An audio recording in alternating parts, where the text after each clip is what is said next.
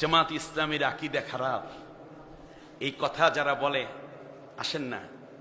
জামাত ইসলামীর আকীদা কিতাবে লেখা আছে। আকীদাই যদি খারাপ হতো তাহলে সামনে ছিল বিশাল সংবর্ধনা আর মাথার গলার কিনারে ছিল ফাঁসির রশি। ফাঁসির রশিকে তারা বরণ করেছে। হুজুর, আপনি ওই রকম ফাঁসির জায়গায় একবার গিয়ে তারপরে আকীদা যাচাই করবেন, এর আগে কোনো কথা কইেন না।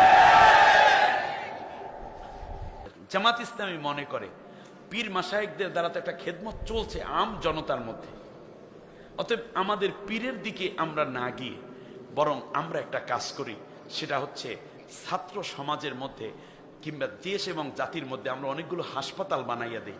ওনারা বানাইছেন আত্মার চিকিৎসা কেন্দ্র। কোথায়? খানকায়।